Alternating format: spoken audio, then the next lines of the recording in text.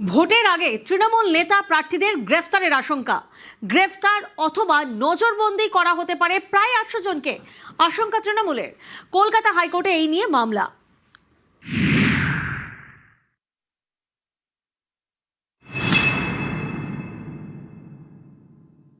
ইলেকশনের আগে অনেককে অ্যারেস্ট করার পরিকল্পনা করেছে, লিস্ট আমি পেয়ে গেছি।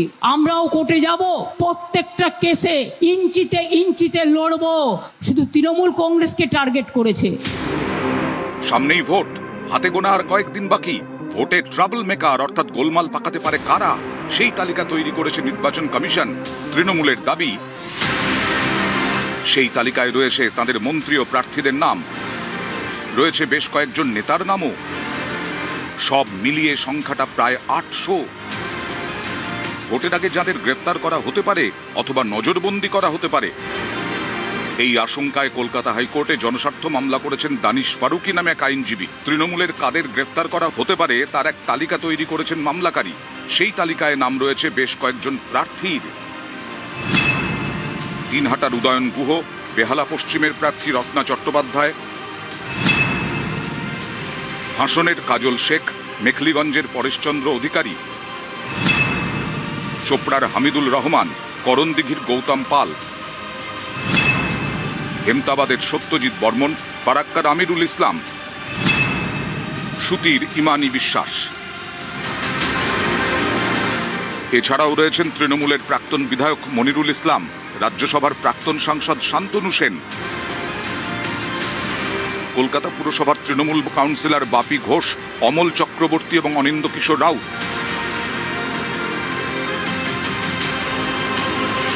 এদিন হাইকোর্টের দৃষ্টি আকর্ষণ করেন আইনজীবী কল্যাণ বন্দ্যোপাধ্যায়। চলতি সপ্তাহে এই মামলার শুনানির সম্ভাবনা। ইলেকশনের আগে অনেককে অ্যারেস্ট করার পরিকল্পনা করেছে, লিস্ট আমি পেয়ে গেছি। আমরাও কোর্টে যাব, প্রত্যেকটা কেসে ইঞ্চিতে ইঞ্চিতে লড়বো। শুধু তৃণমূল কংগ্রেসকে টার্গেট করেছে। তৃণমূল কংগ্রেসের সব চোর আর বিজেপি সব সাধু। সবচেয়ে বড় চোর বিজেপি, সবচেয়ে বড় ডাকাত বিজেপি। নিউজ 18 বাংলা।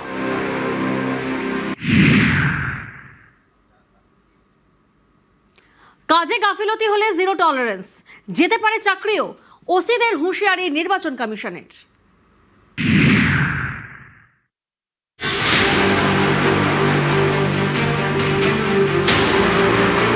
পুলিশ প্রশাসনের শীর্ষ স্তরের খোলমোল চেয়ে আগেই বদলেছে। এবার ওসিতে কড়া নির্বাচন কমিশন। কর্তব্যে গাফিলতি হলে শাস্তি পেতেই হবে, হয় বদলি না হলে সাসপেন্ড। 16 এপ্রিলের বৈঠকে হুঁশিয়ারি দিয়েছিল কমিশন। এবার এক ধাপ এগিয়ে কমিশনের হুঁশিয়ারি, কর্তব্যে গাফিলতি হলে ওসিদের চাকরিও যেতে পারে।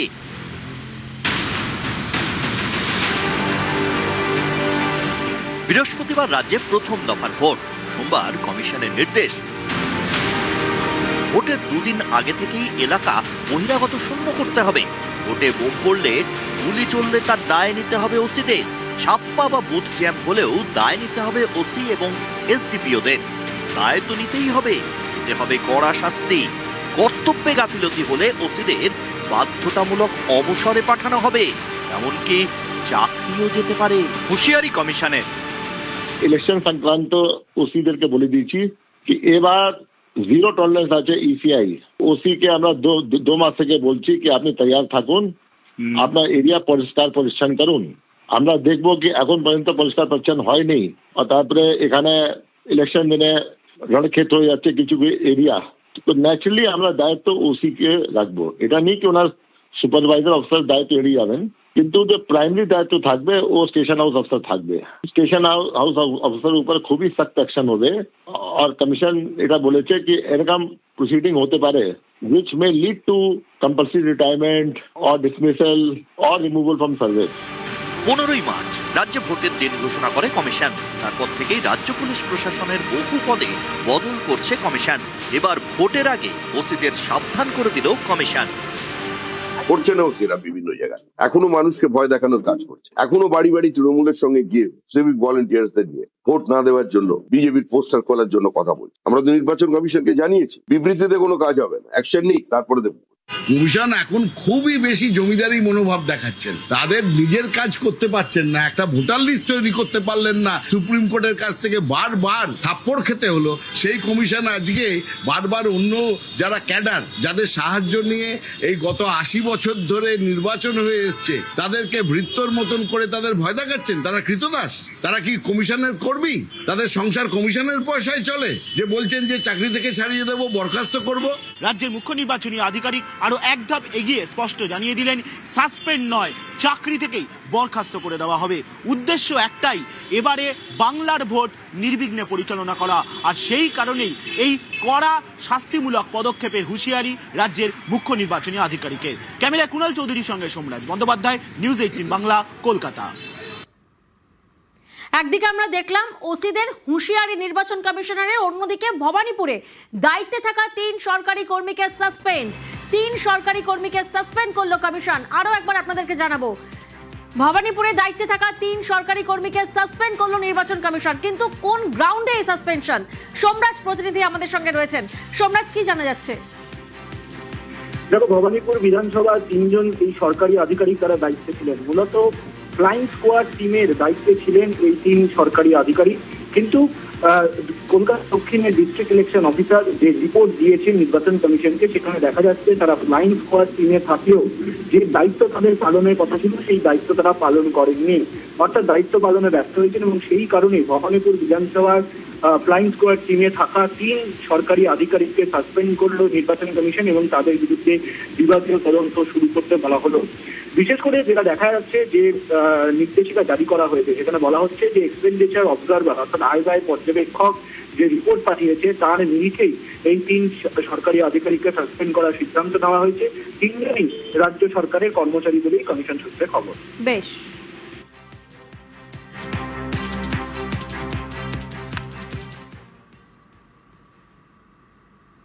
কলকাতা এয়ারপোর্টে হয়রানির অভিযোগ, রানওয়েতে আটকে রাখার অভিযোগ মমতা বন্দ্যোপাধ্যায়ের। হেমন্ত সোরেনের কপ্টারও আটকানোর অভিযোগ, চক্রান্তের অভিযোগে সরব মমতা বন্দ্যোপাধ্যায়। এত non cooperation from each and every corner. আজকেও রানওয়েতে আমাকে এয়ারপোর্টে আমি যখন ফিরছিলাম তখন আমাকে ইচ্ছা করে আধ ঘন্টা আটকে রাখলো। মিটিংয়ে এখানে এসে পৌঁছতেই পারতাম না। পুরো বিজেপি সব জায়গা কবজা করে রেখে দিয়েছে। যত গভর্নমেন্ট অফ ইন্ডিয়ার এজেন্সি আছে, সে রেল বলুন, প্লেন বলুন, পারমিশন দেবে, পারমিশনটা পর্যন্ত দিচ্ছে না। কালকে হেমন্ত সোরেন ঝাড়খণ্ডের চিফ মিনিস্টার, তার হেলিকপ্টারও 40 মিনিট আটকে রেখে দিয়েছিল। আর ওরা জানে যে কোনো রাজ্যে চিফ মিনিস্টার অলওয়েজ প্রায়োরিটি পায়। ভুলে গেছে কয়েকটা সিভিল এভিয়েশনের লোক, তারা আগেও অনেক চক্রান্ত করেছে, এখনো করছে। আমি এখানে দাঁড়িয়ে বলে যাই, 2 দিন বাদে বিজেপি চলে যাবে, তখন কিন্তু মনে রাখবে আমাদের সাথেই তোমাদের থাকতে হবে। তোমরা আমার খারাপ চাও, আমি তোমাদের খারাপ চাই না। নিজের বিধানসভা কেন্দ্র ভবানীপুরে ভোট প্রচার করলেন মমতা বন্দ্যোপাধ্যায়। আজ প্রথমে শেক্সপিয়ার সরণিতে সভা করেন তৃণমূল প্রার্থী। আর এই সভার পর বিধানসভা কেন্দ্রে জনসংযোগ। এলাকার একাধিক আবাসনে বাসিন্দাদের সঙ্গে দেখা করে জনসংযোগ করেন ভবানীপুরের তৃণমূল প্রার্থী মমতা বন্দ্যোপাধ্যায়।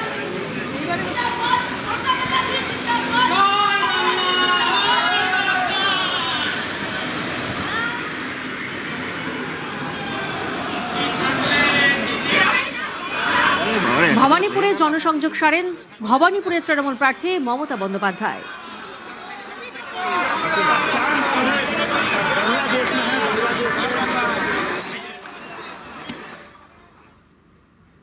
ভোটের আগে অশান্তি, রবিবার রাতে গোসাবায় গুলিবিদ্ধ তৃণমূল কর্মী। দেগঙ্গায় বিজেপি নেতার বাড়িতে আগুন, নন্দীগ্রাম সেখানেও হাওয়া গরম। ফরাক্কায় কংগ্রেস কর্মীর বাড়ির ছাদে বোমা বিস্ফোরণের অভিযোগ। আর এসব নিয়ে জোর চাপানুতর।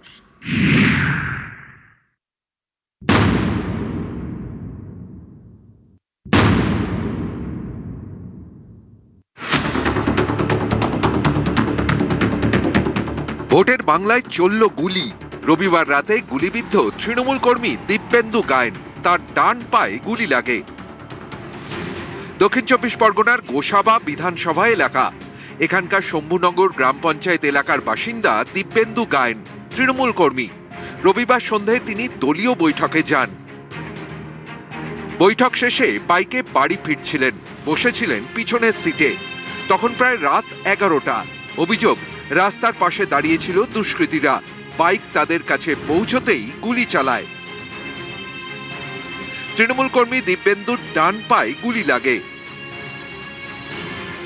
তাকে নিয়ে যাওয়া হয় হাসপাতালে। ফায়ারিংই হয়েছে, দুবারই ফায়ার করেছে। প্রথম ফায়ারটা মিস হয়েছে, দ্বিতীয় ফায়ারটা আমার এখানে গেতে যায়। 3টে ফায়ার ওরা করেছে। এই ঘটনায় কয়েকজনকে গ্রেফতার করেছে পুলিশ। বিজেপি আশ্রিত দুষ্কৃতী চিত্তপ্রবণিকের নেতৃত্বে গুলিটা করা হয়। চিত্তপ্রবণিকের ভাই নিজে গুলি করে, বাইক থেকে এখানে লুটিয়ে পড়ে। সামনের বাইকে ছিল 3 জন, পেছনের বাইকে 2 জন ছিল। বিজেপিরা এর সঙ্গে কোনো অংশে আমরা জড়িত নই। আমার নামে এফআইআর হয়, পুলিশ আমাকে ধরবে, আমি আইনের চোখে যদি সাজা পাই, সাজা নিতে বাধ্য।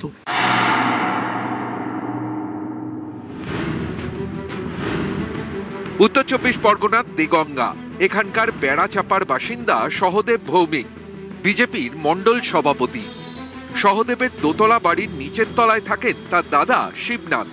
রবিবার ভোরে শিবনাথের ঘরে আগুন লাগিয়ে দেওয়া হয় বলে অভিযোগ।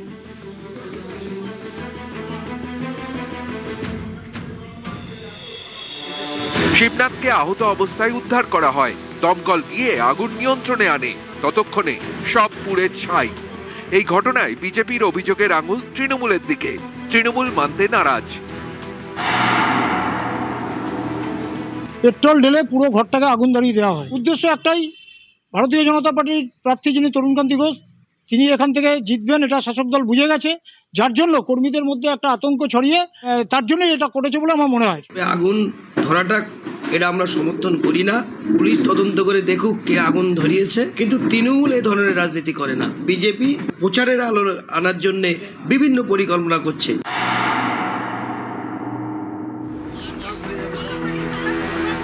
পূর্ব মেদিনীপুরের নন্দীগ্রাম, সোমবার সকালে এখানকার ভেকুটিয়ার জেলেমারা এলাকায় ছিল বিজেপির প্রচার কর্মসূচি।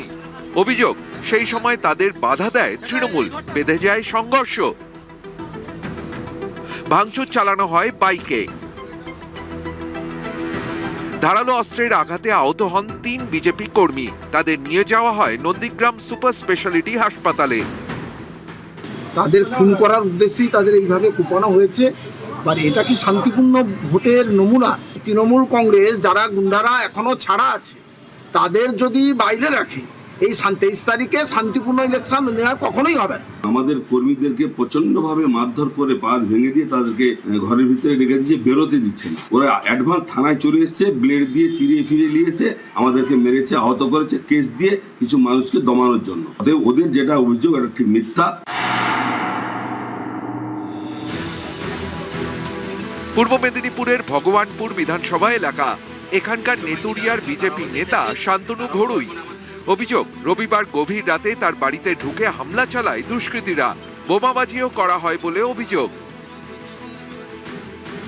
পূর্ব মেদিনীপুরের খেজুরি, এখানেও 2 বিজেপি কর্মীকে মারধরের অভিযোগ।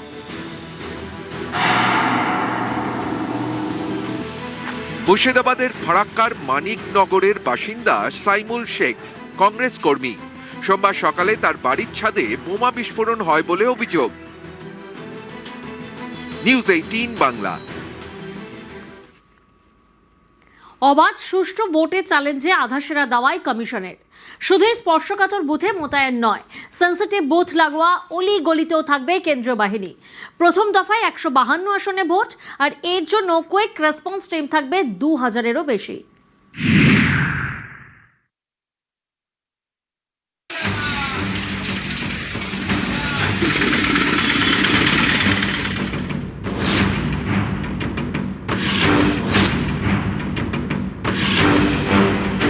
সুষ্ঠুভাবে ভোট করাতে কমিশনের বড় ভরসা কেন্দ্রীয় বাহিনী। এবার কেন্দ্রীয় বাহিনী ভোটের দিন বুথের আশপাশের অলিগলিতেও ঘুরবে। কমিশন সূত্রে খবর, শুধু বুথ চত্বরে নয়, যে সমস্ত বুথকে সেন্সিটিভ হিসেবে চিহ্নিত করা হয়েছে সেই বুথে পৌঁছানোর জন্য ভোটারদের যে অলিগলি দিয়ে আসতে হয় সেখানেও থাকবে কেন্দ্রীয় বাহিনী। প্রথম দফায় 40,000-এর বেশি বুথের মধ্যে এখনো পর্যন্ত প্রায় 7,000 বুথকে স্পর্শকাতর হিসেবে চিহ্নিত করেছে কমিশন। তবে ভোট গ্রহণের 2 দিন আগে পর্যন্তই চিহ্নিতকরণের প্রক্রিয়া চলবে, আর এই স্পর্শকাতর বুথগুলিতে এবার আরও কড়াকড়ি করছে কমিশন। একটি ভোটগ্রহণ কেন্দ্রে 2টি স্পর্শকাতর বুথ থাকলে 6 জন কেন্দ্রীয় বাহিনী জওয়ান থাকবেন। প্রত্যেক স্পর্শকাতর বুথে থাকবে 3টি সিসি ক্যামেরা। ভোটের একদিন আগে থেকে স্পর্শকাতর বুথগুলির আশেপাশে মোটর বাইক চালানো যাবে না। বিজেপি বরাবরই দাবি করে যে কেন্দ্রীয় বাহিনীকে ঠিকমতো কাজে লাগানো হয় না। এবার কি হবে? এখানে কোনো গন্ডগোল যদি হবে, কিউআরটি কে তো যেতেই হবে ওখানে। আর যখন যাবে কিউআরটি, এটা তো নেই সিএপিএফ ছেড়ে চলে যাবে, সিএপিএফ তো সঙ্গে যাবেই। আর আমি কোনো কমপ্লেন করছি, या সি অফিস থেকে কমপ্লেন যাচ্ছে, या ডি অফিস থেকে কমপ্লেন যাচ্ছে, আরও থেকে যাচ্ছে কি এখানে বুথ ক্যাপচারিং হচ্ছে, থানা থেকে টিম পাঠাবে তো সিএপিএফ যাবেই। আর আইনগত ব্যবস্থা হবে, এটা আমাদেরকে নিশ্চিত করতে হবে। কেন্দ্রীয় বাহিনী সরাসরি অ্যাকশনে যাবেন মানে কি শীতলকুচি? তার মানে কি গুলি চালাতে বলছেন? মানুষকে ভয় দেখানোটাই কি কাজ এখন হয়েছে ইলেকশন কমিশনের? উৎসবের একটা আবহাওয়াতে মানুষ ভোট দেবে, এটাই চিরকাল হয়ে এসছে নির্বাচন কমিশনের উদ্দেশ্য। আপনি বলে দিচ্ছেন খাপদাঙ্গান, ভোট দিতে এসো না, কারণ সিআরপিএফ থাকবে, তারা অ্যাকশনে চলে যাবে। ভোট নিয়ে উৎসব না, ভোট নিয়ে যেন আতঙ্ক হয়, এটাই হচ্ছে ইলেকশন কমিশনের উদ্দেশ্য। দেখুন, নির্বাচন কমিশন ভোট করাচ্ছে, নির্বাচন কমিশন শান্তিপূর্ণ ভোট করাতে গেলে যা যা করা দরকার তা করা উচিত নির্বাচন কমিশনের। প্রথম পর্বে ভোট আগামী বৃহস্পতিবার 152 আসনে। শান্তি বজায় রাখতে এই 152 আসনে শান্তিতে ভোট করাতে থাকবে 2193 কুইক রেসপন্স টিম। প্রতিটি টিমে থাকবেন 4 থেকে 6 জন কেন্দ্রীয় বাহিনীর জওয়ান, রাজ্য পুলিশের একজন করে এসআই কিংবা এএসআই। গোলমালের খবর পেলে 15 মিনিটের মধ্যে সেখানে পৌঁছে যাবে কিউআরটি। সবচেয়ে বেশি কিউআরটি থাকবে মুর্শিদাবাদে। 2021 সালে 8 দফা বিধানসভা ভোটে মোট কুইক রেসপন্স টিমের সংখ্যা ছিল 1600। 2024-এ 7 দফার লোকসভা ভোটে মোট কিউআরটি ছিল 1500। এবার 26-এ শুধুমাত্র প্রথম দফায় 152 আসনের ভোটে কুইক রেসপন্স টিমের সংখ্যা 2193। নিউজ 18 বাংলা। তৃণমূলের বিরুদ্ধে তোষণের রাজনীতির অভিযোগ। ডবল ইঞ্জিন সরকারে উত্তরপ্রদেশে অশান্তি হয় না বলে দাবি। পিংলায় ভোট প্রচারে ফের বুলডোজার হুঁশিয়ারি যোগীর। অন্যদিকে বিজেপির ক্ষমতায় উৎস বুলডোজার, ধ্বংস নয় বাংলায় উন্নয়ন হয়। যোগীকে পাল্টা তোপ তৃণমূলের। टीएम्स की सरकार तुष्टीकरण में लगी हुई है। यहाँ sand mafia, coal mafia, land mafia, cattle mafia हावी होकर के बंगाल को चूस रहा है। शोभा यात्रा पर पथराव होता है, न बेटी सुरक्षित है न व्यापारी सुरक्षित है। यही हाल 2017 के पहले यूपी के अंदर भी थे। कोई नीति नहीं और सरकार की नीति भी नहीं थी। आज मैं आपसे कह सकता हूं यूपी के अंदर उपद्रव नहीं उत्सव है। डबल इंजन सरकार ने वहां पर जब कार्य प्रारंभ किया है तो बहन और भाइयों, आज यूपी के अंदर नो कर्फ्यू नो दंगा, यूपी में है सब चंगा। कोई गुंडा नहीं, कोई माफिया नहीं। माफिया की पसली को तोड़ने के लिए बुलडोजर का इस्तेमाल भी यूपी के अंदर होता है। দেখুন, একটা সময় ছিল যখন নকশালপন্থীরা, মাওবাদীরা হত্যার রাজনীতি করত, তারা বলতো বন্দুকের নল ক্ষমতার উৎস। এখন যোগী আদিত্যনাথ বলেন বুলডোজার হচ্ছে ক্ষমতার উৎস। তো এখন কথা হচ্ছে বুলডোজার নানা কাজে লাগে, প্রশাসনিক কাজে লাগে, কিন্তু সাধারণত ধ্বংসাত্মক কাজে ব্যবহার হয়। আর মমতা বন্দ্যোপাধ্যায়ের বাংলা চলে উন্নয়নমূলক পজিটিভ কাজের মাধ্যমে। ফলে বুলডোজার কখনো কোনো উন্নয়নের মডেল হতে পারে না। সেই জন্যই উত্তরপ্রদেশের বা বিজেপি শাসিত রাজ্যগুলোর ওই অবস্থা, এবং তাদের থেকে পশ্চিমবঙ্গের অবস্থা, পশ্চিমবঙ্গের উন্নয়ন, মানুষ অনেক ভালো আছেন। 9 দিন বন্ধ মদের দোকান। ভোটের আগে মদের রাশ কমিশনের। প্রথম দফার 3 দিন আগেই বন্ধ মদের দোকান। সারা রাজ্যে 20 থেকে 23 এপ্রিল বন্ধ মদের দোকান। 23 এপ্রিল প্রথম দফার ভোট আমরা জানি। প্রথম দফার পর 24 ও 25 এপ্রিল খোলা থাকবে মদের দোকান। আর এরপর 25 এপ্রিল ঠিক সন্ধে 6টা পর্যন্ত খোলা থাকবে মদের দোকান। 29 এপ্রিল দ্বিতীয় দফার ভোট। 25 এপ্রিল সন্ধে 6টা থেকে 29 এপ্রিল ফের বন্ধ মদের দোকান। ভোট গণনার দিন অর্থাৎ 4 মে, সেদিনও বন্ধ থাকবে মদের দোকান।